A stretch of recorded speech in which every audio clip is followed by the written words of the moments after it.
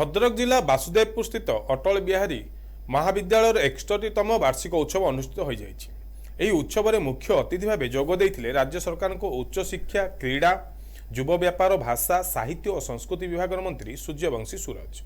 महाविद्यालय अतिथि भाव वासुदेवपुर विधायक अशोक कुमार दास उपस्थित रही 6 दशंधि धरी यह अनुष्ठान अंचल शिक्षार प्रसार में गुरुत्वपूर्ण भूमिका निर्वाह कर आसुछि। ଏହି ଅବସରରେ ମନ୍ତ୍ରୀ ସୂର୍ଯ୍ୟବଂଶୀ ସୁରଜ ବିଭିନ୍ନ ପ୍ରତିଯୋଗିତାରେ କୃତିତ୍ୱ ହାସଲ କରିଥିବା ଛାତ୍ରଛାତ୍ରୀଙ୍କୁ ସମ୍ବୋଧନା କରିଥିଲେ। ସେମାନଙ୍କୁ ଉଜ୍ଜଳ ଭବିଷ୍ୟତର କାମନା କରିବା ସହ ଆଜିର ଯୁବପିଢ଼ି ଶିକ୍ଷା ସହ ଦକ୍ଷତା ବିକାଶ ଉପରେ ଗୁରୁତ୍ୱ ଦେବାକୁ ଆହ୍ୱାନ ଦେଇଥିଲେ।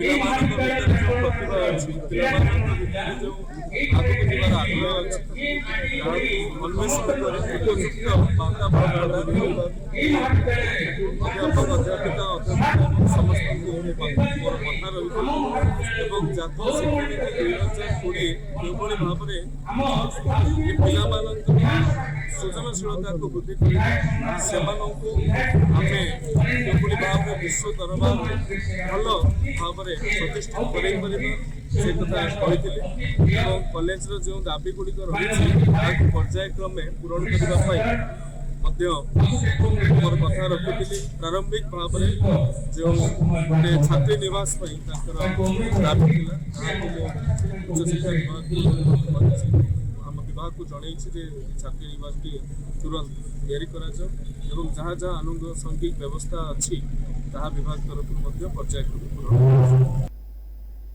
राज्यर प्रगति रे सहभागी हेबा पई मंत्री युवक युवती को प्रेरणा देथिले।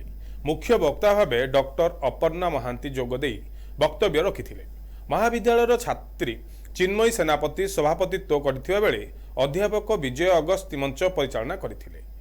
वासुदेवपुर आनंद प्रसाद राउत को रिपोर्ट एनटीवी।